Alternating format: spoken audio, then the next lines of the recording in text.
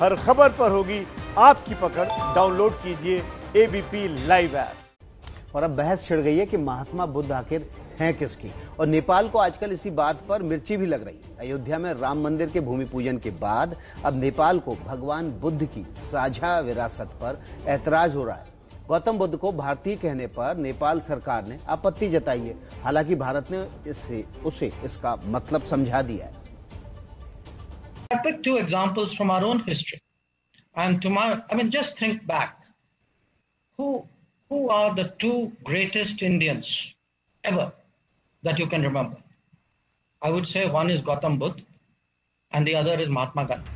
विदेश मंत्री एस जयशंकर ने भगवान बुद्ध को भारतीय महापुरुष कहा तो नेपाल भड़क गया। बिना इसका संदर्भ जाने समझे आपत्ति दर्ज करा दी। नेपाल के विदेश मंत्रालय ने बाकायदा प्रेस रिलीज जारी कर दी।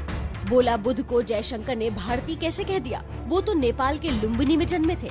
नेपाल का मकसद दरअसल इस वक्त हर बात पर भारत का विरोध करना हो गया है। एस जयशंकर ने कॉन्फेडरेशन ऑफ इंडियन इंडस्ट्रीज यानी CII के सम्मेलन में उस सवाल का जवाब देते हुए ये बात कही थी, जिसमें दुनिया के बदलते परिदृश्य में वैश्विक नेतृत्व की चर्चा हो रही थी।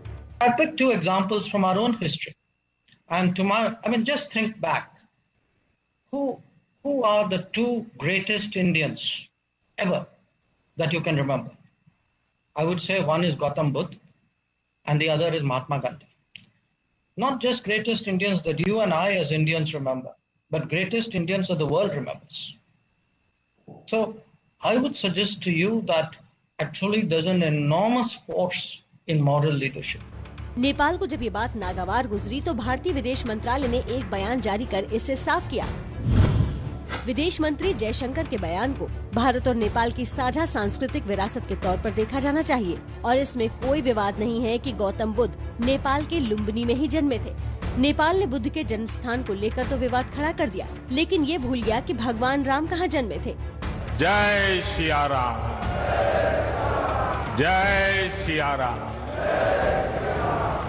पीएम मोदी ने अयोध्या में राम मंदिर का भूमि पूजन किया। दुनिया जानती है कि भगवान राम का जन्म अयोध्या में हुआ था, लेकिन नेपाल के प्रधानमंत्री KP शर्मा ओली कह रहे हैं कि भगवान राम नेपाल में जन्मे थे। उन्होंने नेपाल के लोगों को बरगलाने के लिए अपने देश में बीरगंज के पास चितवन जिले के थोरी को राम जन्मभूमि बताते हुए वहां राम मंदिर बनाने का ऐलान कर दिया। ABP news report.